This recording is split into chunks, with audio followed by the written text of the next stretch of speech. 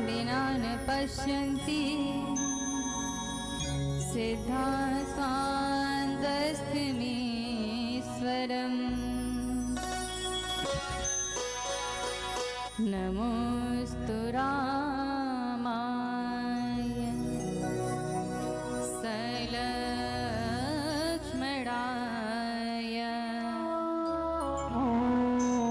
दिव्यै च तस्यै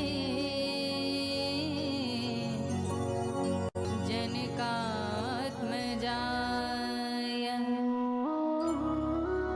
नमोस्तु रुद्रेन्द्र यमानिलेभ्यो नमोस्तु चन्द्रार्क मरुद्गणेभ्यः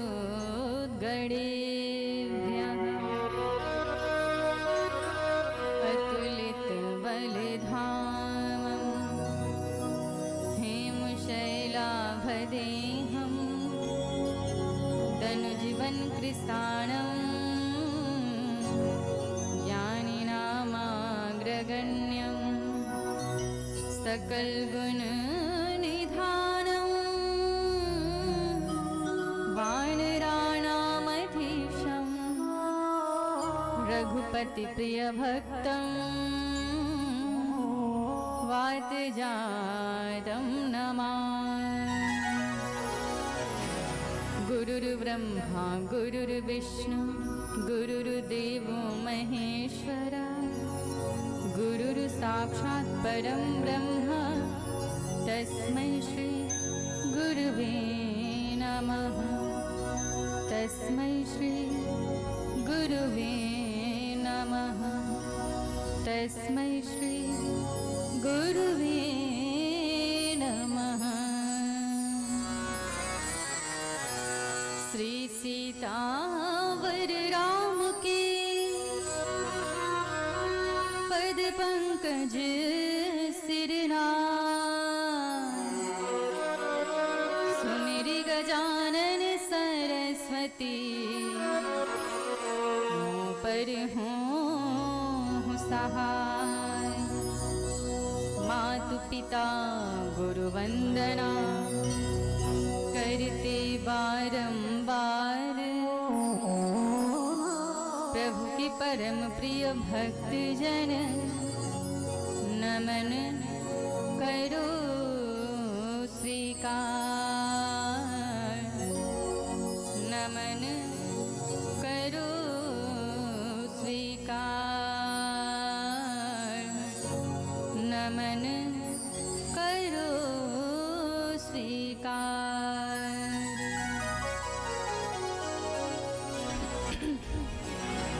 बोलिए सियावर रामचंद्र जी महाराज की जय।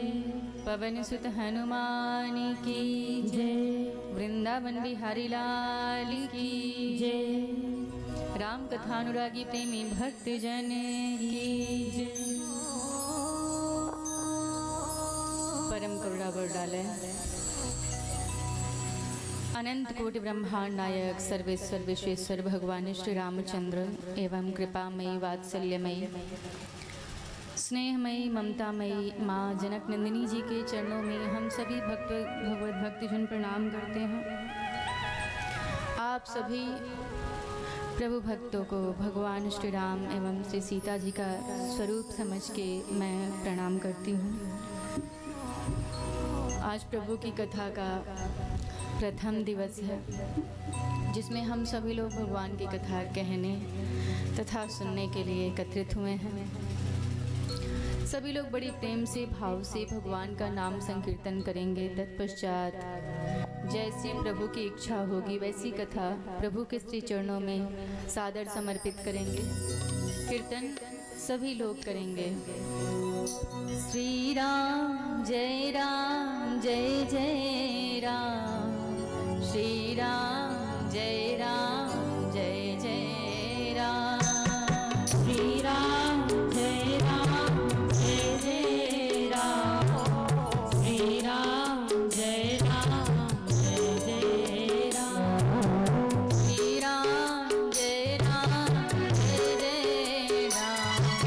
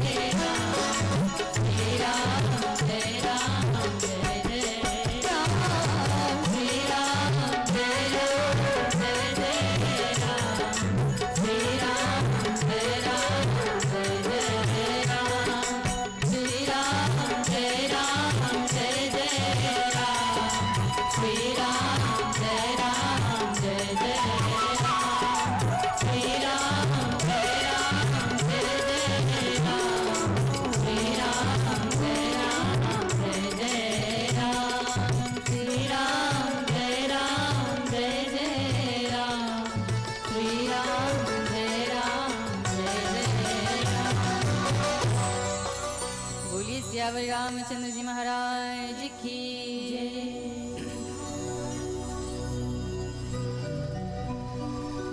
श्री रामचरितमानस में सर्वप्रथम सारे देवी देवताओं की स्तुति करने के पश्चात तुलसीदास जी ने प्रभु श्री राम के नाम की महिमा का वर्णन किया है कि प्रभु के नाम में कितनी शक्ति है। प्रभु त्रेता युग में अवतरित हुए और अपने जीवन काल में उन्होंने बहुत भक्तों का उद्धार किया, लेकिन प्रभु का नाम प्रभु से कहीं ज़्यादा बड़ा।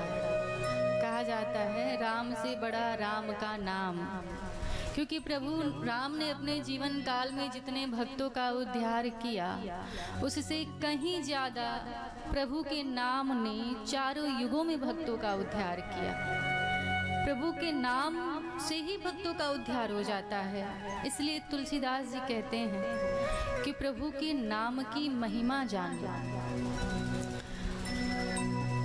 और सर्वप्रथम प्रभु के नाम की महिमा बताने का उद्देश्य तुलसीदास जी का ये है, जब तक आप किसी के विषय में भली भांति जानेंगे नहीं, तब तक उसके प्रति आपके मन में श्रद्धा नहीं होगी। और जब तक सामने वाले के प्रति आपके मन में श्रद्धा नहीं होगी, तब तक आप उससे प्रेम नहीं कर पाएंगे। इसीलिए प्रभु के विषय में जानना बहुत आवश्यक होता है। जिज्ञासा हर व्यक्ति के मन में होती भी है प्रभु को जानने की, लेकिन वो जिज्ञासा कैसी होनी चाहिए, वो श्री राम कथा शुरू करने से पहले तुलसीदास जी बताते हैं कि प्रभु की कथा अगर सुनिए तो किस प्रकार सुननी चाहिए, और सुनने के पहले किन बातों को ध्यान में रखना परम आवश्यक होता है। नाम का वर्णन करते हुए कहते हैं कि प्रभु के नाम का प्रताप है, प्रभु के नाम की महिमा है, प्रभु के नाम का प्रभाव है। और सभी लोग प्रभु के नाम के इस सामर्थ्य को भली भांति जानते हैं। नारद जी के विषय में लिखते हैं तुलसीदास जी कि नारद जानियो नाम प्रताप, नारद जानियो नाम प्रताप, नारद जानियो नाम प्रताप, नारद जानियो नाम प्रताप, जग प्रिय हरि हरि हर प्रिय आपको, जग प्रिय हरि हरि हर प्रिय आपको। कहा भगवान के नाम के प्रताप को नारद जी जानते हैं। नारद जी आप लोग भली बात जानते होंगे, टीवी सीरियल में भी हम लोगों ने देखा है। कृष्णा रामायण पहले जब हम लोग देखते थे, उसमें क्या देखते हैं, नारद जी किसी भी देवता के समक्ष नारायण नारायण कह करके और प्रकट हो जाते हैं। आखिर कुछ तो ऐसा कर्म उन्होंने किया होगा कि लोग कितने वर्षों तक तपस्या करते हैं भगवान का बस एक झलक पाने के लिए, और वो नारद जी जब चाहें जिस लोक में चाहें तुरंत चले जाते हैं। उनके लिए कोई रोक नहीं है, जहां जाते हैं प्रभु का दर्शन कर लेते हैं। सभी लोग उनको सम्मान देते हैं। एक देवी देवता नहीं, सारे देवी देवताओं के पास नारद जी जाते हैं, क्योंकि वो भगवान के नाम के प्रताप को जान गए थे। यहाँ तो तुलसीदास जी ने बस संकेत किया है कि नारद जाने नाम प्रतापो। श्रीमद् भागवत महापुराण में इसका पूरा वर्णन मिलता है। नारद जी पूर्व जन्म में क्या थे, एक दासी पुत्र थे। उनकी माता लोगों के घर चौका बर्तन किया करती थी। एक बार गांव में ढेर सारे संत आए। तो अब आजकल कथा की परंपरा दूसरी है, कथाकार को निमंत्रण देना पड़ता है, बाकी एक समय सुनिश्चित करना पड़ता है, तिथि निर्धारित करनी पड़ती है, उस तिथि पर सभी को आमंत्रित किया जाता है और उस अनुसार कथा होती है। पहले के समय में क्या होता था, पहले के समय में बहुत सारे संत एक साथ घूमा करते थे। किसी भी गांव में उन्होंने अपना डेरा डाल लिया। गांव का जो मुखिया होता था उसका कर्तव्य होता था कि जो संत पधारे हैं उनके रहने की, भोजन इत्यादि की व्यवस्था करें, और वो संत पूरे ग्रामवासियों को महीनों दिन तक सत्संग सुनाया करते थे। फिर वहां से उठ करके दूसरे गांव में चले जाया करते थे। बहुत पुरानी परंपरा यही थी कथा सुनने की। तो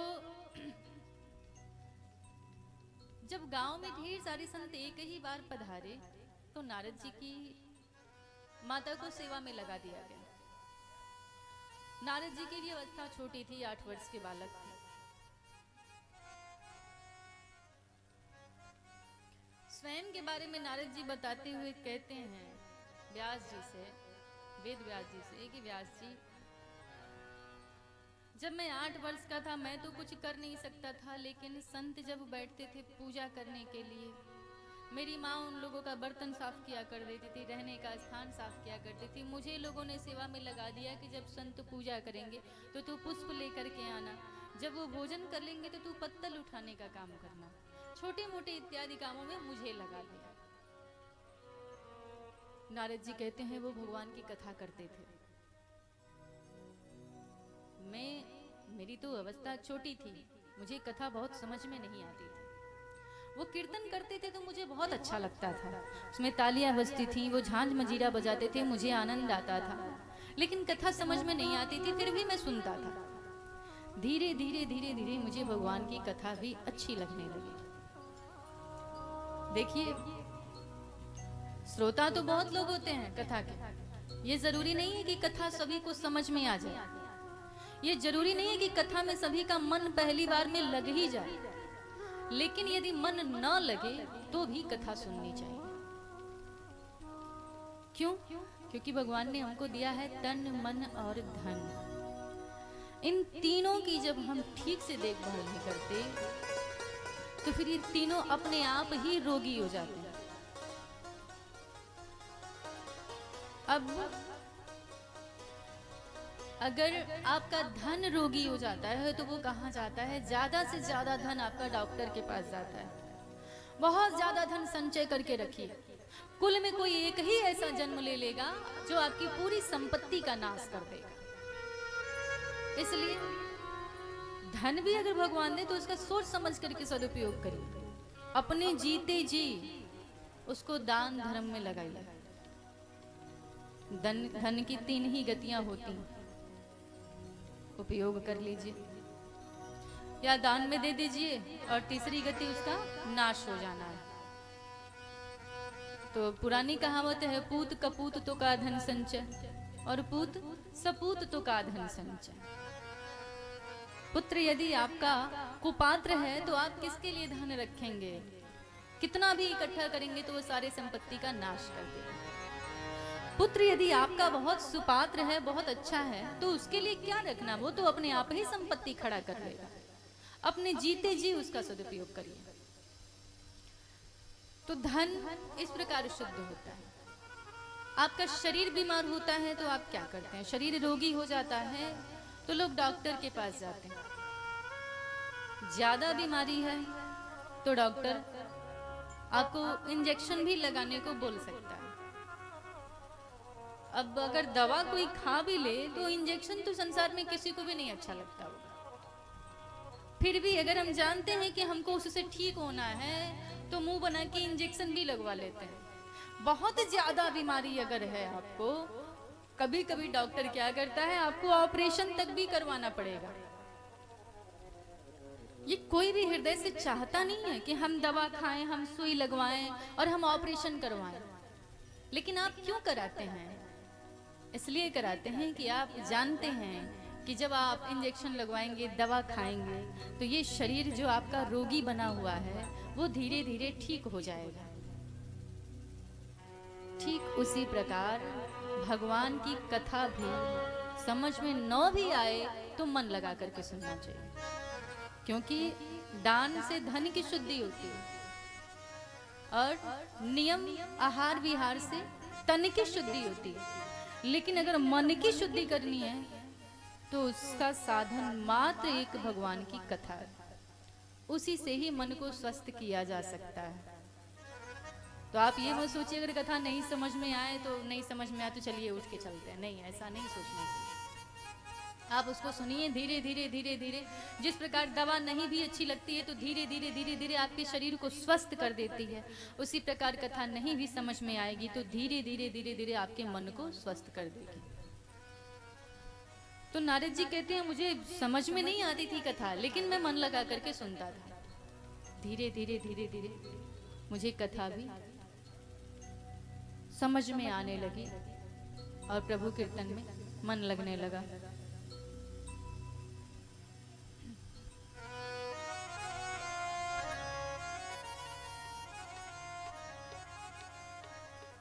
बोलिए सियावर रामचंद्र जी महाराज की जय।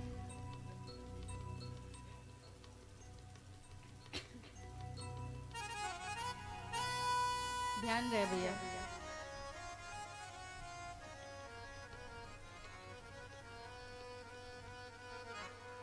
इस प्रकार नारद जी कहते हैं जब संत जाने लगे तो मुझे ज्यादा दुख होने लगा, क्योंकि अभी तो कथा सुनते सुनते अभी तो बस मेरा मन लगा था भगवान की, क्योंकि अभी तो कथा सुनते सुनते अभी तो बस मेरा मन लगा था भगवान के चरणों में, और तब तक संत लोग के जाने का समय हो गया। मैं बार बार आग्रह करने लगा मुझे भी साथ मिले कि चलिए। मैं यहाँ था कि जब मेरा दोबारा जन्म हुआ तो मैं ब्रह्मा का पुत्र नारद बना, और फिर उस नाम का स्मरण करता रहा। एक दिन प्रभु से सिफारिश करके मुझे देवी ने तंबूरा प्रसाद में दिलवाया, और तब से प्रभु ने प्रसन्न होकर मुझे वरदान दिया कि तू जब चाहे जिस लोक में चाहे जा सकता है, क्योंकि नारद जी को विश्वास था प्रभु के नाम पर। इसलिए तुलसीदास जी कहते हैं कि नारद जाने ओ नाम प्रताप, नारद जाने ओ नाम प्रताप, नारद जाने ओ नाम प्रताप, नारद जाने ओ नाम प्रताप, जग प्रिय हरि हर हर प्रिय आप, जग प्रिय हरि हर हर प्रिय आप। और अगला वाक्य कहते हैं तुलसीदास जी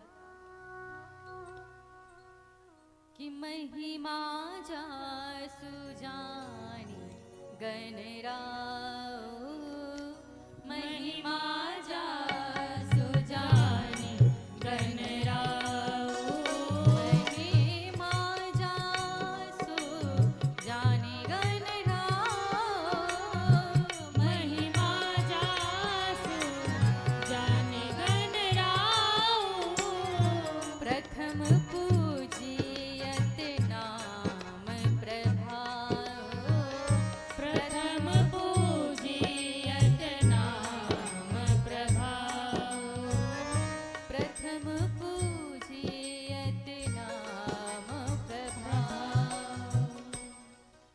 कहते हैं कि गणेश जी महाराज प्रभु के नाम की महिमा को जान गए, तो आज तक देवताओं में सबसे पहले पूजा होती है गणेश जी की। क्योंकि एक बार सारे देवी देवता आपस में बैठ के ये कहने लगे सर्वप्रथम मेरी पूजा होगी, सर्वप्रथम मेरी पूजा होगी। कोई भी निर्णय नहीं कर सका, सब अपनी अपनी गुणवत्ता बताते हैं, मेरे में ये गुण है, मेरे में ये शक्ति है। जब निर्णय नहीं हो सका तो फिर सारे देवी देवताओं ने आपस में ही फिर मंत्रणा की, आपस में ही विचार विमर्श करके, और सभी ने कहा कि ठीक है हम पृथ्वी की 7 परिक्रमा करेंगे। जो सबसे पहले आ गया सर्वप्रथम पूजा उसी की होगी।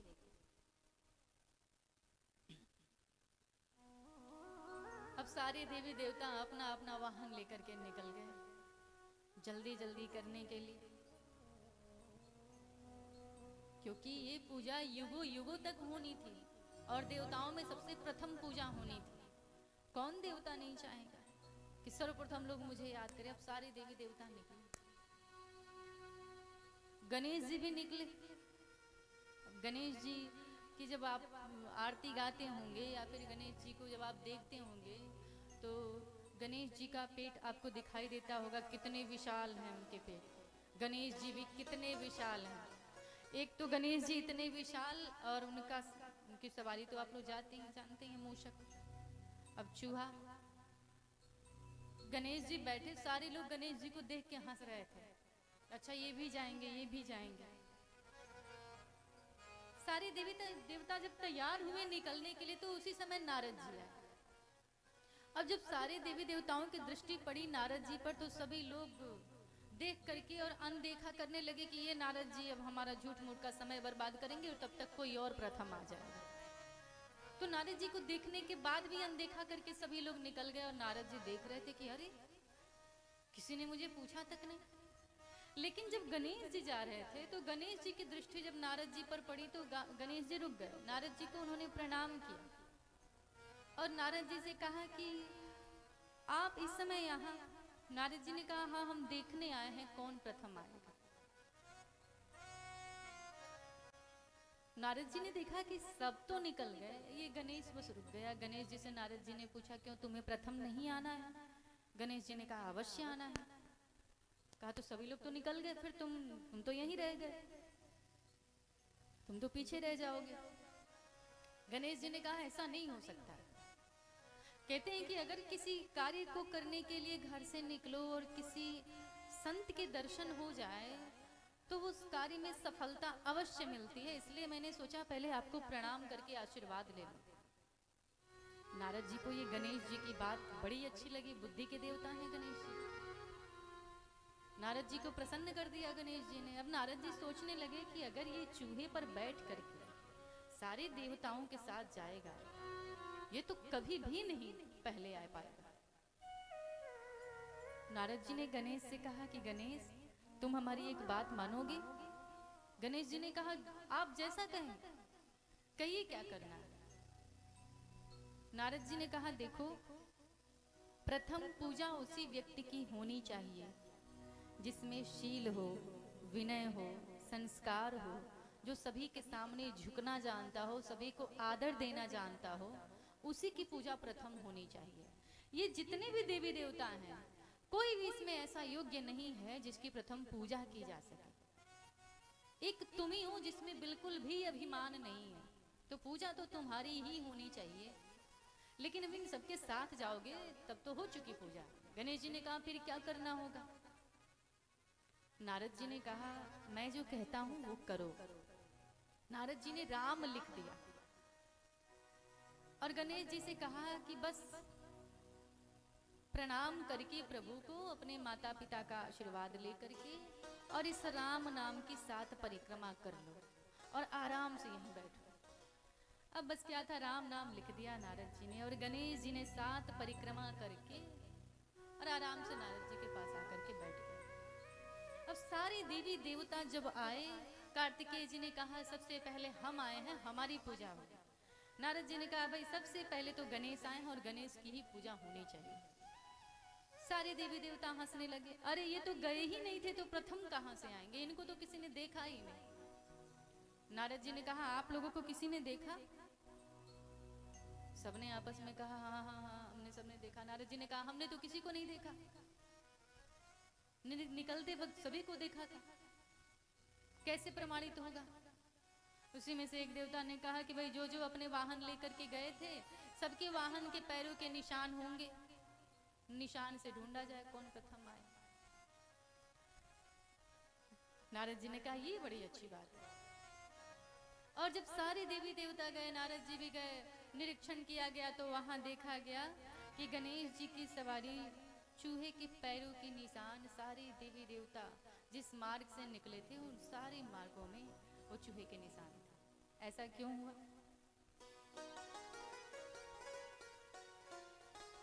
क्योंकि भगवान के नाम के प्रताप को नारद जी जानते थे कि प्रभु का नाम कितना प्रतापी है। प्रभु के नाम की महिमा को गणेश जी जानते थे, जिनको पूर्ण विश्वास था भगवान श्री राम के नाम पे। और राम के नाम में पूरा ब्रह्मांड समाहित है, इसलिए नारद जी ने राम जी का नाम लिख दिया कि अगर इसकी परिक्रमा कर लिए तो पूरे ब्रह्मांड की परिक्रमा हो गई। और बस सारे देवी देवता मान लिए कि हाँ गणेश सर्वप्रथम आए हैं, और तब से गणेश जी की प्रथम पूजा हर कार्य में होने लगी। किसी भी कार्य में सबसे प्रथम गणेश जी को निमंत्रित किया जाता है, गणेश जी की ही पूजा होती है। महिमा जास जान गणराऊ प्रथम पूजियत नाम प्रभाव। और तुलसीदास जी क्या लिखते हैं कि नाम प्रभाव जाने शिवनी को, नाम प्रभाव जाने शिवनी को, नाम प्रभाव जाने शिवनी को, नाम प्रभाव जाने शिवनी को, काल कोट फल देने अमी को, काल कोट फल देने अमी को। नाम प्रभाव, प्रभु के नाम का कितना प्रभाव है इसको शिवजी भली भांति जानते हैं। जब समुद्र मंथन हुआ तो उसमें से 14 प्रकार के रत्न निकले, श्री, मणि, रंभा, वारुणी, अमी, शंख, गजराज, कल्पद्रुम, धनु, धेनु, शशि, विष, धन्वंतरी, पाल। ये 14 प्रकार के रत्न निकले। जब विष निकला तो संसार में कोई भी इस योग्य नहीं था जो उस विष का पान कर सके। और देवी देवताओं में सबसे बुजुर्ग दिख रहे थे ब्रह्मा जी। तो सारे देवी देवता वो विष लेकर के ब्रह्मा जी के पास गए कि कोई तो इसका पान करेगा ही, किसी को तो ये पीना ही पड़ेगा। ब्रह्मा जी के पास लेकर के गए कि देखिए, जब संसार पे आपदा आती है, घर परिवार में आपदा आती है, तो सबसे पहले उसका सामना जो अनुभवी होता है, जो बुजुर्ग व्यक्ति होता है, उसी को करना चाहिए। तो हम देवी देवताओं में सबसे बुजुर्ग आप ही हैं, ऐसा करिए कि ये विष आप पी जाइए। ब्रह्मा जी ने कहा कि ना, सबसे बुजुर्ग हम नहीं हैं, हमारे तो जन्म का पता है कि नारायण के नाभि से कमल निकला और उस कमल से हम प्रकट हुए। लेकिन एक व्यक्ति ऐसे भी हैं जिनके जन्म का कोई पता ही नहीं, अजन्मा है, उनका जन्म ही रहस्य है। वो कौन है? महादेव, शिव जी। अजन्मा, कोई नहीं जानता है किसके पुत्र हैं, आदिकाल से हैं, अनंत काल तक रहेंगे। तो हम सभी लोगों में सबसे बुजुर्ग वही है, इसलिए उनके पास लेकर के जाइए। सारे लोग विष लेकर के भगवान शिव के पास पहुंच गए। पार्वती जी देवताओं को भला बुरा कहने लगी कि आप लोगों को तनिक भी लज्जा नहीं आई, ये इतना कालकूट हलाहल विष आप लोग प्रभु के पास लेकर के चले आए। प्रभु अगर पिएंगे, प्रभु को कुछ हो गया तो आप लोगों ने मेरे विषय में भी नहीं सोचा, फिर मैं कहां जाऊंगी। शिव जी बार बार समझाते हैं, शांत हो जाओ देवी, ऐसा कुछ भी नहीं होगा।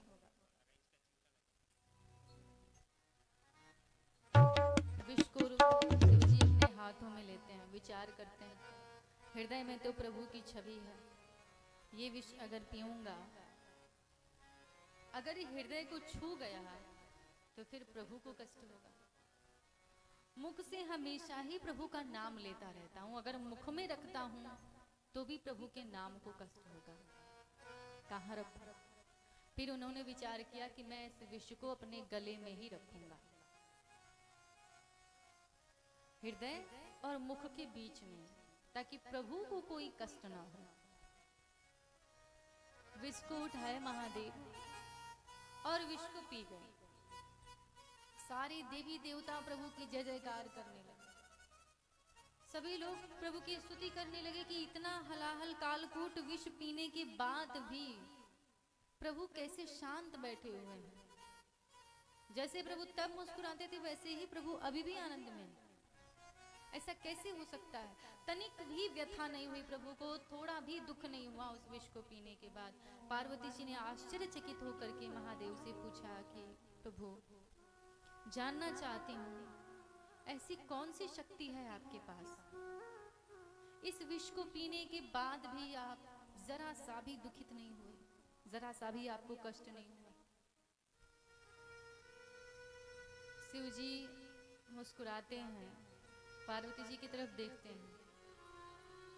विष तो हर किसी के जीवन में है। ये कोई जरूरी नहीं है आपके सामने कोई सांपों का जहर निकाल के देगा वही विष है।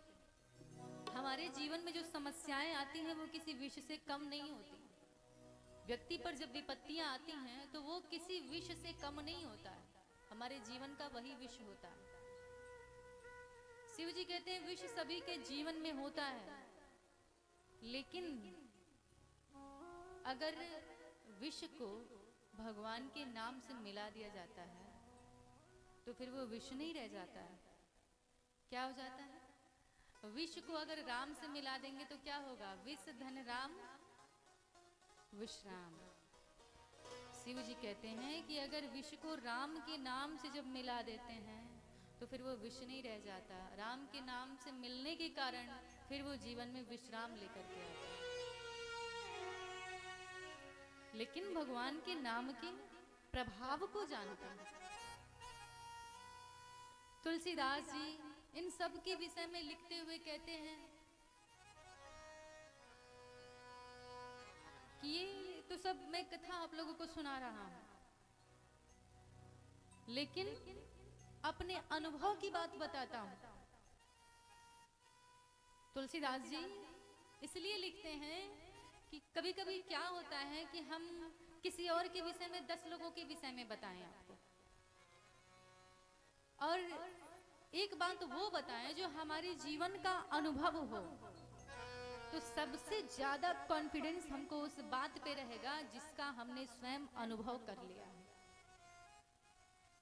प्रत्यक्ष जिसको हमने महसूस किया है उस बात में व्यक्ति का एकदम 110% भरोसा होता है, क्योंकि उसने जिया है उस पल को।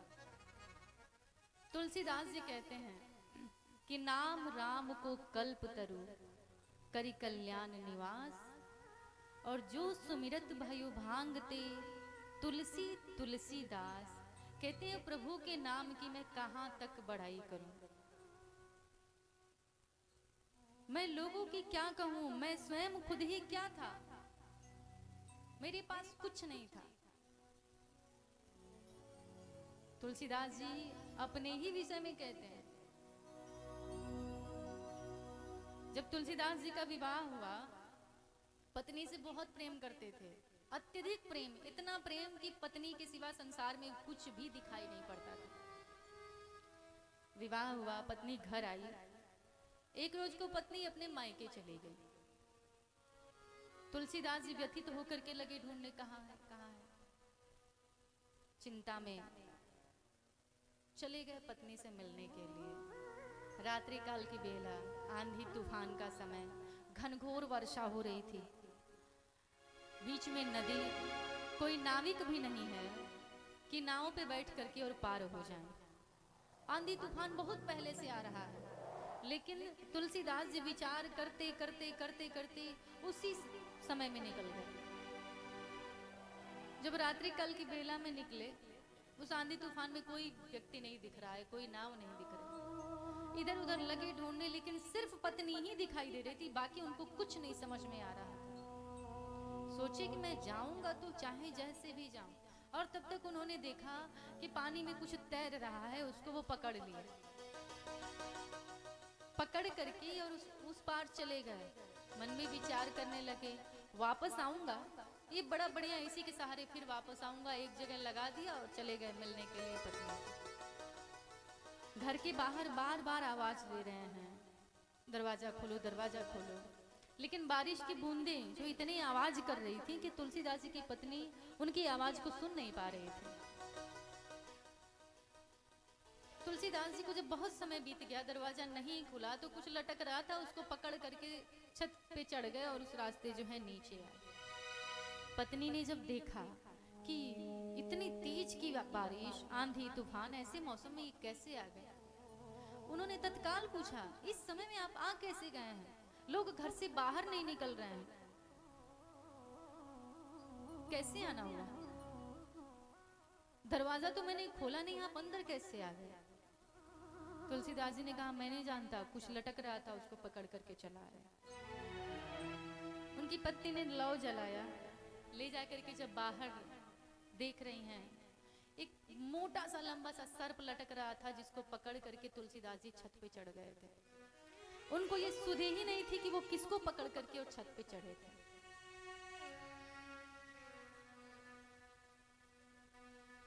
तुलसीदास जी की पत्नी बिल्कुल भी प्रसन्न नहीं थी तुलसीदास जी के इस कृत्य से।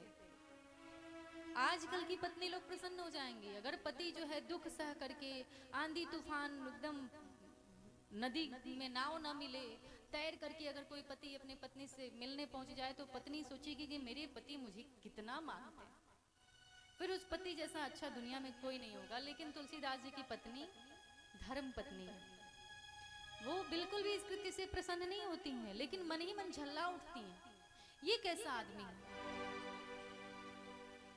लेकिन कहें क्या, चुपचाप भोजन इत्यादि कराने के पश्चात कहा अगर आप मिल चुके हो तो फिर मैं आपको छोड़ आऊं। नदी के पास जब छोड़ने पहुंची तो तुलसीदास जी से पूछा कि अब जाओगी कैसे। तुलसीदास जी ने कहा जैसे आया था वैसे ही चला जाऊंगा, मैं कुछ पकड़ करके आया था, यहीं पास में ही होगा, मैं उसको पकड़ के चला जाऊंगा। तुलसीदास जी की पत्नी साथ में आती, जब देखती हैं कि क्या पकड़ करके आए थे, वो क्या था, शव था, मरा हुआ शव था, एक व्यक्ति मरा हुआ था, बस पूरा शरीर जो है एकदम फूला हुआ था, उसी को पकड़ करके तुलसीदास जी इस पार चले आए थे। और वो जब पत्नी ने देखा तो फिर पत्नी के क्रोध का कोई पारावार नहीं रहा, अत्यंत क्रोधित हुई तुलसीदास जी पर। और तुलसीदास जी से उनकी पत्नी ने कहा कि हाड़ मांस के देह पर और तापर इतनी प्रीति, तिसु आधी जो राम प्रति अवश्य मिटहि भवभीत। इस हाड़ मांस के देह पर जितना प्रेम करते हो, यदि उसकी आधा भी भगवान से कर लिए होते तो तुम्हारा कल्याण हो गया होता। तुलसीदास जी को पत्नी के ये वचन बाण के समान लगे। वचन तो सभी कभी न कभी जीवन में सुनते होंगे, संसार में कोई ऐसा नहीं है जिसको कभी किसी से कड़वा वचन सुनने को न मिला, चाहे वो कितनी भी हैसियत वाला हो, चाहे एक रोड पे रहने वाला हो, चाहे महलों में रहने वाला हो। निश्चित है कि उसको अपने जीवन काल में कड़वे वचन किसी न किसी से सुनने को जरूर ही मिल जाते हैं। कुछ लोग होते हैं कि उस कड़वे वचन को सुन करके आत्महत्या कर लेते हैं, हमसे तो अब बर्दाश्त नहीं होगा, कैसे उसने ऐसे हमको बोल दिया। कुछ लोग होते हैं घर छोड़ देंगे, संबंध खराब कर लेंगे, अगले से बिल्कुल बात नहीं करनी। लेकिन कुछ लोग ऐसे होते हैं जो किसी के कड़वे वचन के कारण इतिहास बना के रख देते हैं। जैसे तुलसीदास जी, पत्नी ने जब ऐसे वचन बोले तो फिर भोग छोड़ा वैभव, संयोग छोड़ा सुंदरी का, घर घरनी ने फिर भूले नहीं तुलसी। सब कुछ छोड़ दिया, पत्नी तक को छोड़ दिया। मन में इतनी बात चुभ गई कि उसी समय निकल गए कि अब तो प्रभु को पा करके ही मैं लौटूंगा। इसने ऐसा वचन मुझसे कह दिया, मैं इसको इतना प्रेम करता हूं। लेकिन अज्ञानी है, प्रभु के विषय में कुछ भी पता नहीं है, कैसे पता लगाएं कि प्रभु कहाँ मिलेंगे। किसी ने कह दिया जाओ बेर के वृक्ष में जल दो, वहां हो सकता है तुमको प्रेत बता दे। अशुद्ध जल बेर के पेड़ में लगातार 21 दिनों तक दिए, एक प्रेत प्रसन्न हुआ। प्रेत ने कहा तुमसे बहुत प्रसन्न है, मांगो क्या मांगते हो। तुलसीदास जी ने कहा कि मुझे राम जी का दर्शन करना है। प्रेत कहने लगा कैसे मूर्ख आदमी हो तुम, मुझसे भला ये सब मांगोगे तुम, ये मैं कैसे दे सकता हूं। तुलसीदास जी ने कहा मुझे तो यही चाहिए। प्रेत ने कहा ये तो मैं नहीं दे पाऊंगा। तुलसीदास जी ने कहा तब तुम मेरे किसी काम के नहीं हो। प्रेत ने कहा रुको, मैं तुम्हें दर्शन तो नहीं करा सकता हूं, लेकिन एक उपाय बता सकता हूं, रास्ता दिखा सकता हूं। पूछा बताओ। बता दिया। प्रेत ने कहा कि देखो, जहां भी प्रभु श्री राम की कथा होती है, हनुमान जी किसी न किसी वेश में वहां जरूर जाते हैं। रामचरित सुनिवेको रसिया, प्रभु श्री राम की कथा के रसिक हैं हनुमान जी महाराज, इसलिए किसी न किसी वेश में जाते हैं। तुम चले जाओ काशी, और वहां जब कथा होती है तो निश्चित ही हनुमान जी पधारते हैं। अब उनको पहचानना तुम्हारा काम है। वो साधारण वेश में नहीं रहेंगे। तुम कैसे पहचानोगे ये मैं नहीं जानता, लेकिन काशी में जब तुम जाओगे वहां कथा होगी, निश्चित है कि तुमको किसी न किसी रूप में मिलेंगे। तुलसीदास जी ने कहा कि तुम सत्य कह रहे हो? प्रेत ने कहा एकदम सत्य कह रहा हूं, शक्ति हो तो पहचान लेना। तुलसीदास जी ने कहा कि अगर ऐसा है तो फिर तुम क्यों नहीं गए? प्रेत ने कहा कैसे मूर्खाधिराज मनुष्य हो तुम, भूत पिशाच निकट नहीं आवे, महावीर जब नाम सुनावे। हम लोग तो उनके नाम से ही कांपते हैं, तो हम कहां जा सकते हैं? इसलिए तुम जा सकते हो, तुम मनुष्य हो। तुलसीदास जी चले आए काशी। वहां बहुत समय बीत गया, जहां कथा हो जाकर के बैठी कि कहीं तो हनुमान जी दिखेंगे। जब कथा एक जगह सुनने लगे तुलसीदास जी, काफी दिन बीत गए, उनकी दृष्टि पड़ी कि उस कथा में एक व्यक्ति सबसे पहले आता था और कथा के सबसे आखिरी में वो जाता था। पूरे शरीर पे फोड़े फुंसियां मवाज निकल रहे थे, कंबल ओढ़ करके एक दूर किनारे बैठा रहता था, किसी से बोलना नहीं, कोई उस व्यक्ति के आस पास भी भटकना नहीं चाहता था। आप लोग जानेंगे कि हनुमान जी ऐसा वेश क्यों बनाए थे? हनुमान जी ऐसा वेश इसलिए बनाए थे कि उनके पास कोई आकर के न बैठे, वो निश्चिंत होकर के कथा सुने। कभी कभी ऐसा होता है कि कुछ लोग जब कथा में बैठते हैं, बताइए वो श्रोता कई प्रकार के होते हैं। कोई ऐसा होता है एक बड़ा मन से कथा सुन रहा है और पता चली वो तो मन से सुन रहा है, बगल वाला आकर के बैठ गया और लगा बड़ बड़ बड़ बात करने। अब जो मन से सुन रहा है उसको भी वो नहीं सुनने देगा, अपने तो नहीं ही सुनेगा, जो मन से सुन रहा है उसकी भी एकाग्रता वो भंग कर देगा। इसलिए हनुमान जी ऐसा वेश बनाए हैं कि मेरे इस वेश को देख करके मेरे पास कोई बैठेगा ही ना, कोई कहीं की चर्चा करेगा और ना मेरी कथा में कोई बाधा आएगी। लेकिन अब तुलसीदास जी उस व्यक्ति पर लगातार नजर बनाने लगे, दृष्टि बनाने लगे कि ये सबसे पहले आता है, सबसे बाद में जाता है। और कथा सुन करके वो जो उसकी आंखों से आंसू बहते रहते थे, तुलसीदास जी को विश्वास हो गया कि हो न हो यही हनुमान जी होंगे। एक दिन जब कथा पूरी हुई, वो व्यक्ति जाने लगा, तो तुलसीदास जी पीछे पीछे पीछे पीछे चल पड़े। वो व्यक्ति बार बार कहते कहाँ आ रहे हो, कहाँ आ रहे हो? तुलसीदास जी ने कहा देखता हूं कि आप कहाँ जा रहे हैं, मैं भी आपके साथ चलूं। अब हनुमान जी अंतर ध्यान भी ना हो पाए, क्योंकि ये सामने ही तुलसीदास जी पीछा ही ना छोड़े। हनुमान जी बार बार फटकारते हैं, डांटते हैं, अरे छोड़ो छोड़ो, मुझे छुओ नहीं, देखते नहीं हो मैं कैसा हूँ? अरे ये देखो मेरे शरीर से कैसे मवाज निकल रहे हैं, मुझे छूना नहीं, मैं अछूत हूँ। हजार प्रकार की बातें बोलते हैं, लेकिन तुलसीदास जी ने एकदम पैर पकड़ लिया और कहा कि अब बस मुझे तो राम जी से मिलना, आप ही मिलवा सकते हैं। मैं जानता हूं कि आप हनुमान जी हैं, आप कोई साधारण मनुष्य नहीं हो सकते। जो कथा में इतना मन लगाता है, सबसे पहले आकर के बैठ जाता है, जब तक आप कथा सुनते हैं आपकी आंखों से आंसू गिरते रहते हैं। आप कोई साधारण व्यक्ति नहीं है, आपके चेहरे का तेज बता रहा है, आप निश्चित है कि हनुमान जी। पैर छोड़ते ही नहीं है। हनुमान जी ने देखा ये ब्राह्मण मुझे छोड़ेगा नहीं, फिर हनुमान जी ने उठाया, कहा कि उठो, क्या चाहते हो तुम? तुलसीदास जी ने कहा मुझे प्रभु का दर्शन करना है। हनुमान जी ने कहा प्रभु का दर्शन इतना आसान नहीं है, लेकिन तुम्हारी भक्ति मुझे बहुत अच्छी लगी, मैं उपाय तुम्हें अवश्य बताऊंगा, मैं स्वयं लेकर के चलूंगा, तुम्हें प्रभु का दर्शन कराऊंगा। चित्रकूट लेकर के आए हनुमान जी तुलसीदास जी को।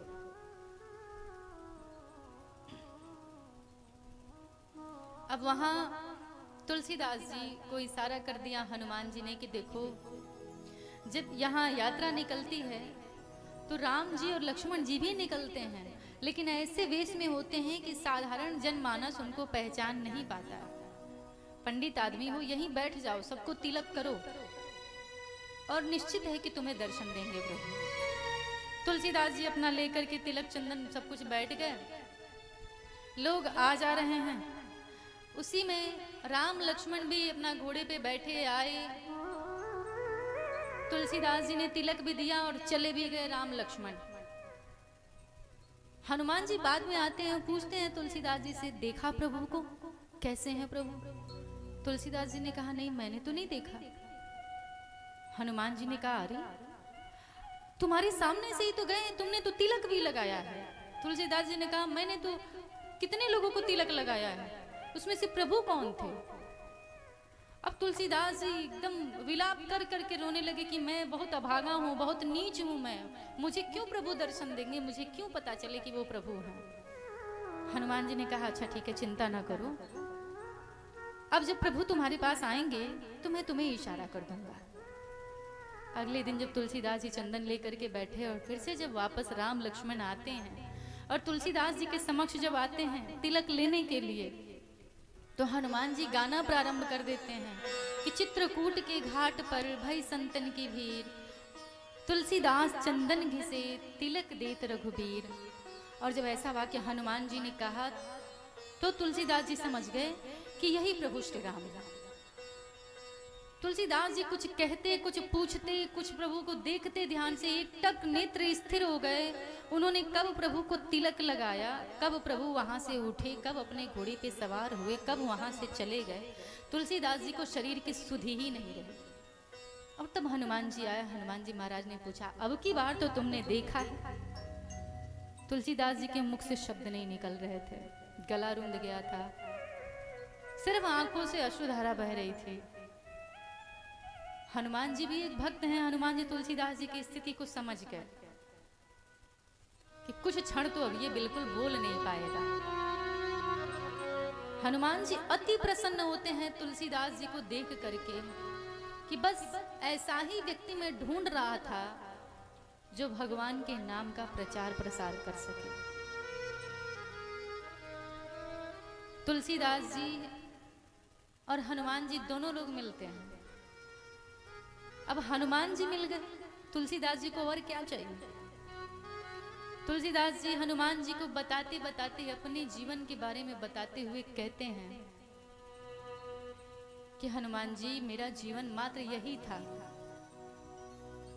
लोगों के घर जब लोग भोजन करते थे तो जूठा पत्तल उठा करके फेंक दिया जाता था। मेरे पास पेट भरने के लिए अन्न नहीं होता था, जो जूठन पत्तल लोग फेंक देते थे उसी पत्तल पर एक तरफ कुत्ते आकर के खाते थे और एक तरफ जूठन उठा करके मैं खाता था कि मेरा पेट भर जाए। ऐसी दशा थी मेरी।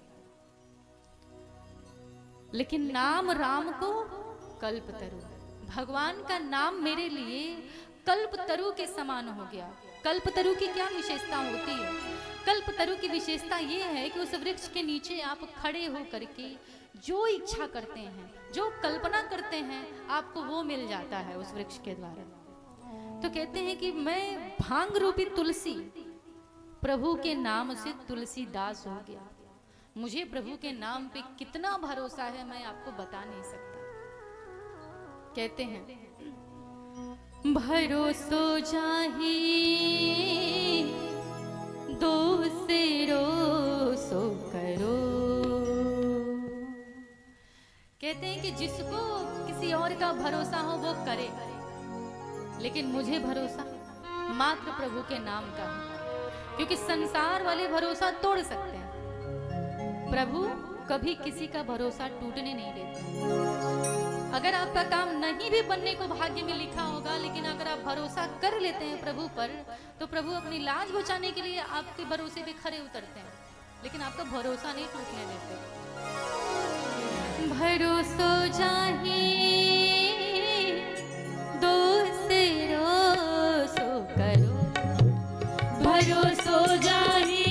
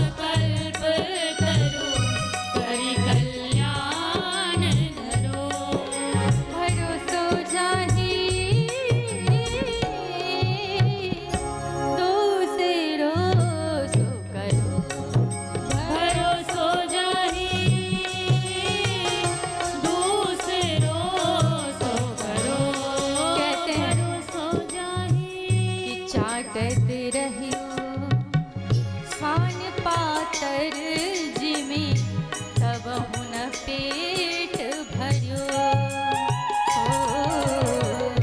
चाटत रहियो स्वान पातर जिमे तब हुन पेट भरियो।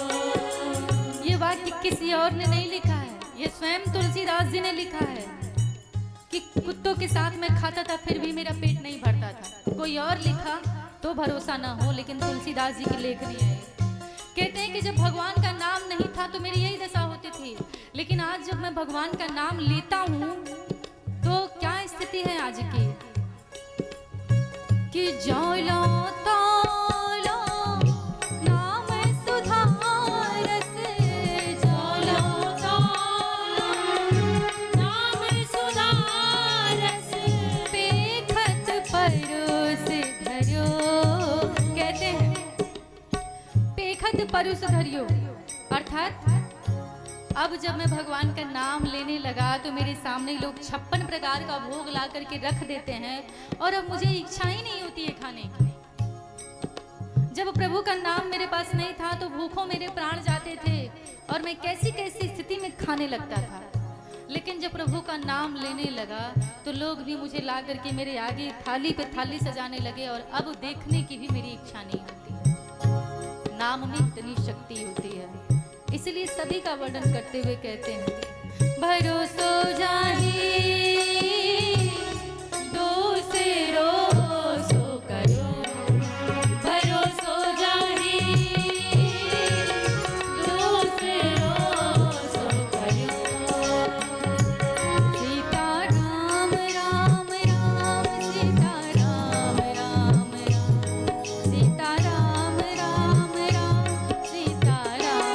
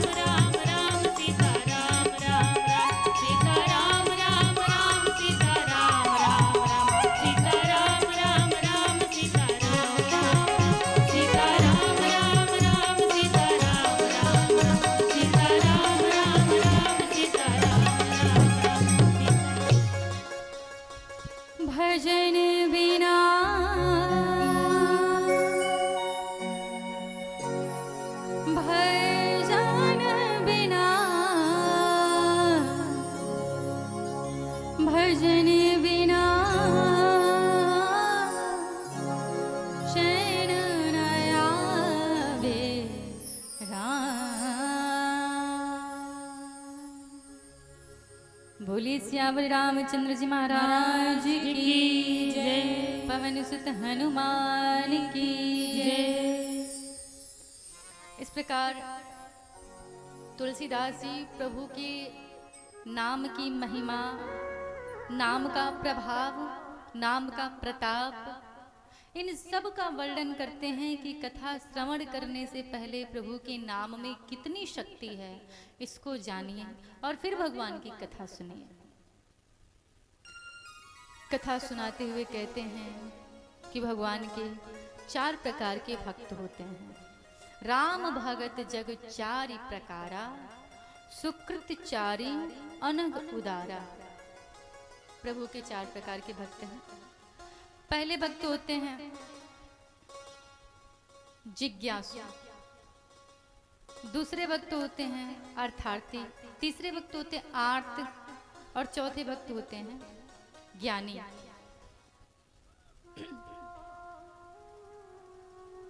जिज्ञासु भक्त का अर्थ होता है जो भगवान के विषय में जानने के लिए भगवान का भजन करता है, उसको जिज्ञासु भक्त कहा जाता है।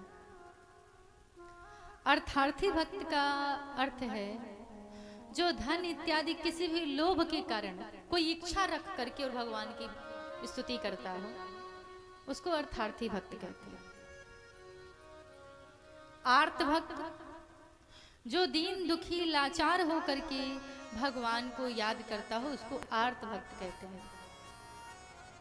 और ज्ञानी भक्त जो भगवान के विषय में सब कुछ जान करके भगवान को याद करता हो, भगवान को मानता हो, उसको ज्ञानी भक्त कहते हैं।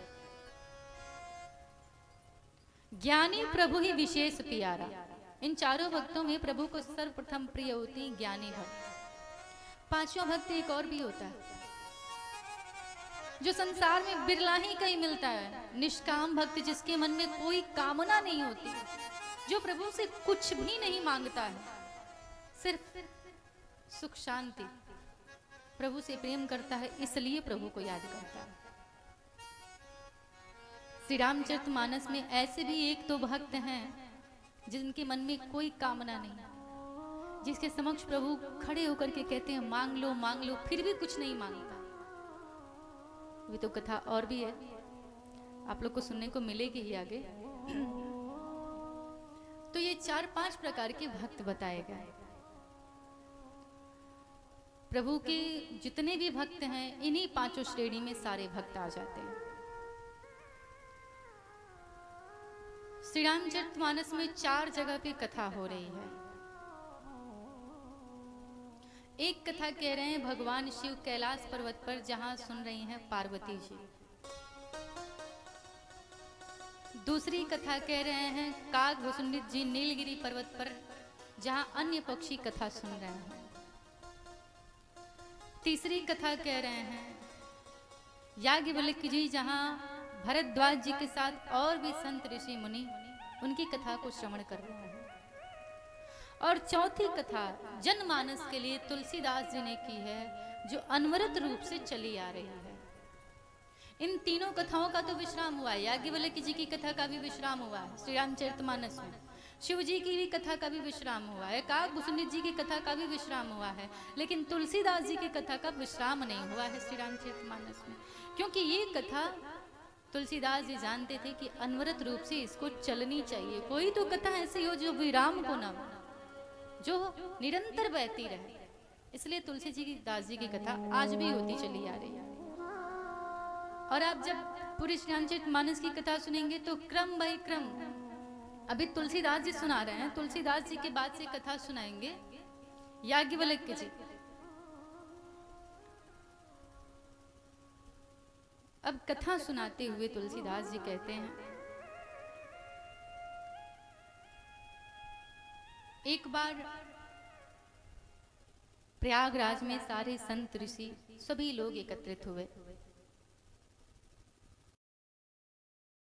भरद्वाज जी को पता चला कि याज्ञवल्क्य मुनि इसी प्रयाग की भूमि में पधारे हुए हैं। उनकी इच्छा हुई, मैं प्रभु के राम के विषय में जानना चाहता हूँ। भरद्वाज जी याज्ञवल्क्य जी के पास जाते हैं, याज्ञवल्क्य जी को प्रणाम करते हैं। भरद्वाज मुनि बसहि प्रयागा तिनहि राम पद अति अनुरागा। जो भगवान श्री राम के चरणों की बहुत बड़ी प्रेमी है, याज्ञवल्क्य जी के पास पहुंचे, उनके चरणों में वंदन किया। वंदन करते हुए कहते हैं कि नाथ मेरे लिए कुछ दिन और ठहर जाइए।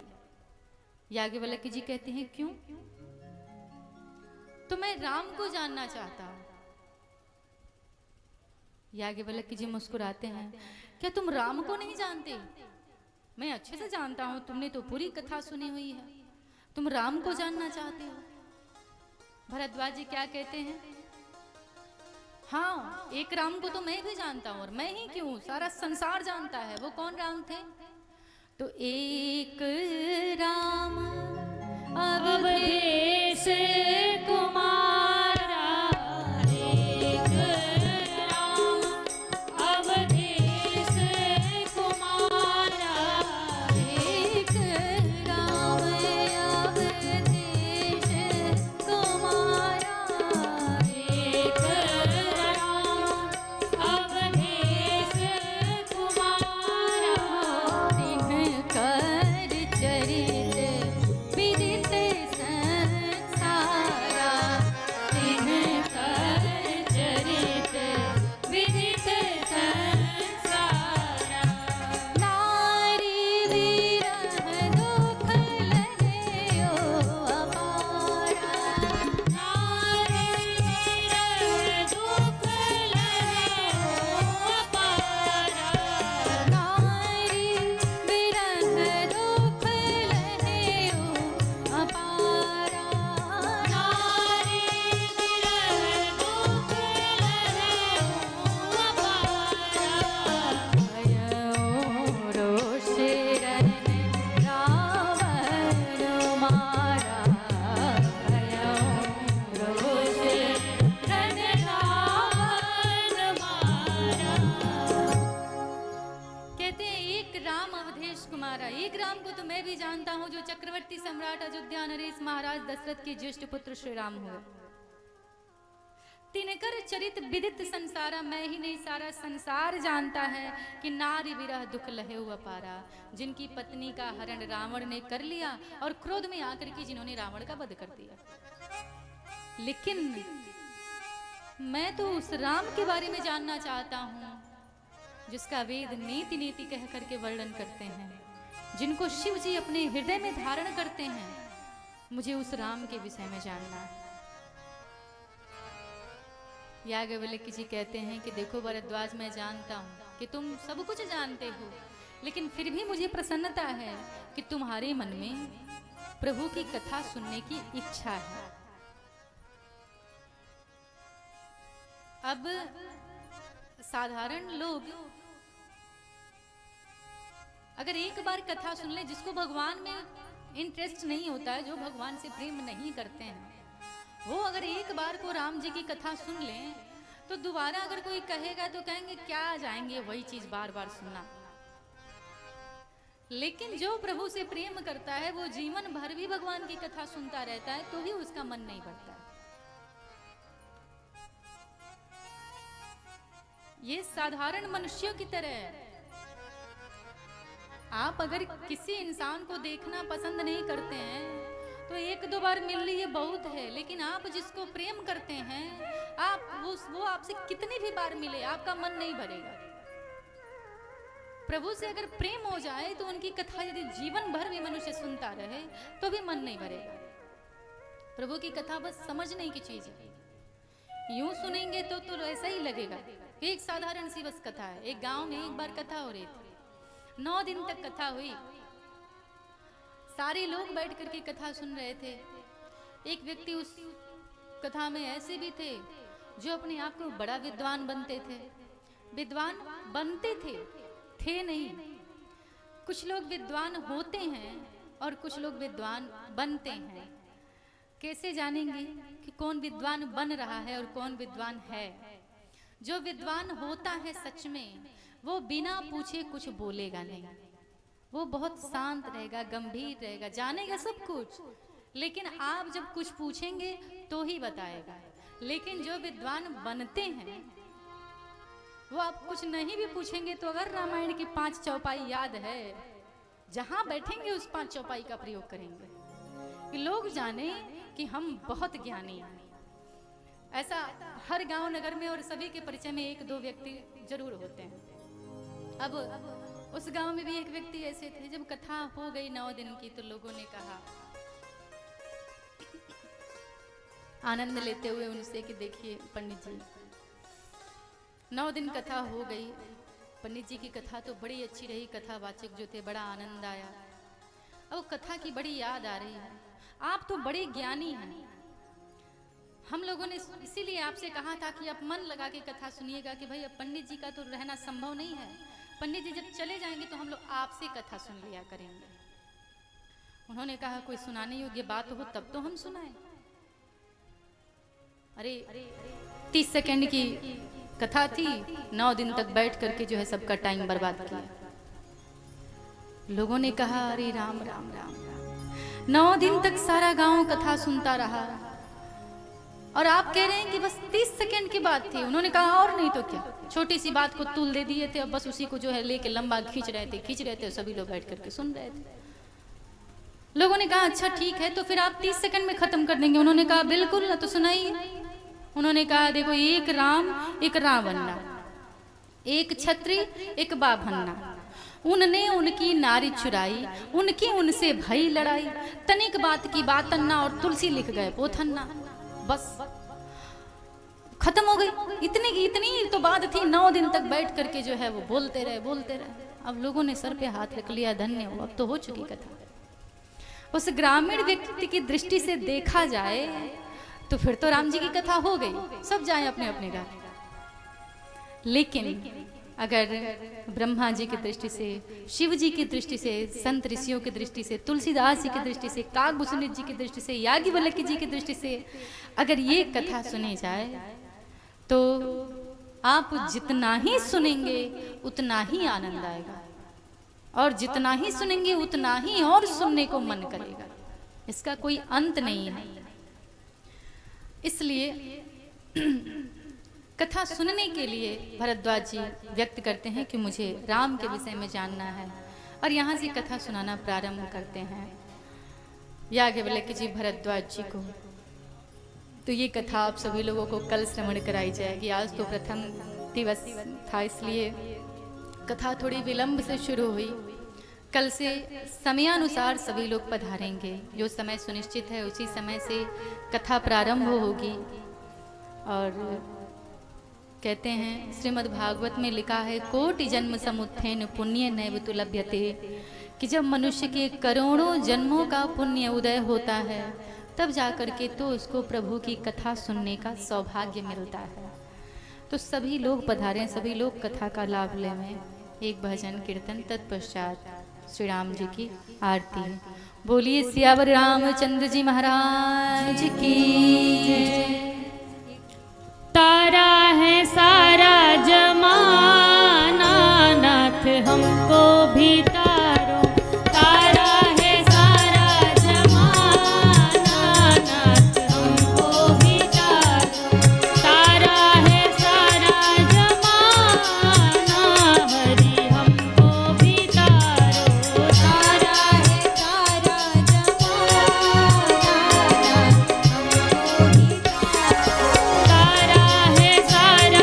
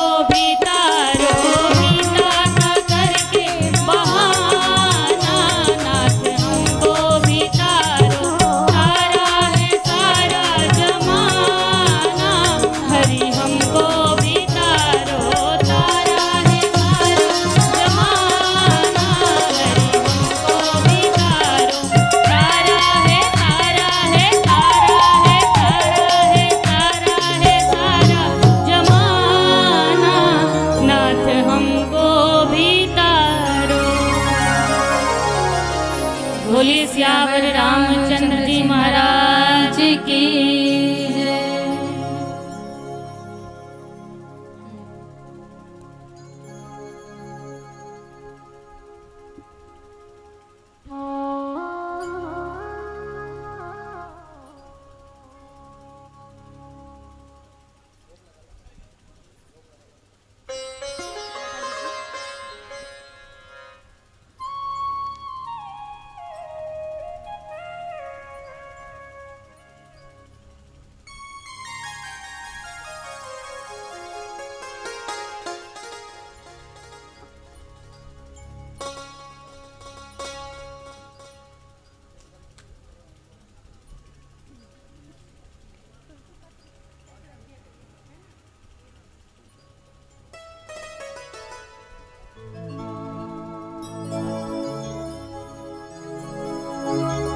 हे राजा राम तेरी आरती गाऊं, हे राजा राम तेरी आरती गाऊं, हे सिया राम तेरी आरती गाऊं, हे सिया राम तेरी आरती गाऊं।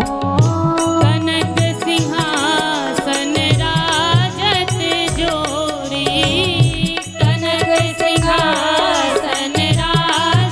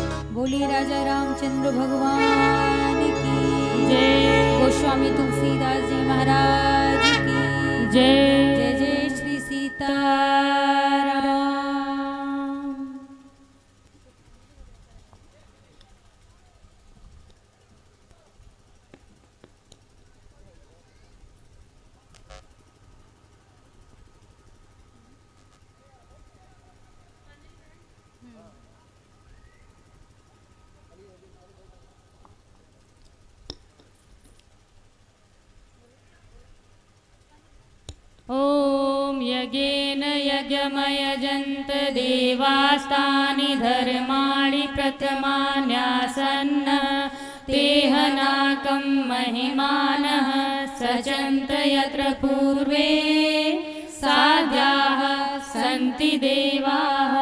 नाना सुगंध पुष्पाणि यथा कालोद्भवानि च पुष्पाञ्जलिर्मया दत्त्वा गृहाण परमेश्वर गृहाण परमेश्वरी। प्रार्थना पूर्वकं मंत्र पुष्पांजलि समर्पयामि। सर्वे भवन्तु सुखिनः सर्वे सन्तु निरामयाः सर्वे भद्राणि पश्यन्तु मा कश्चित् दुःखभाग् भवेत्। ॐ शान्तिः शान्तिः शान्तिः।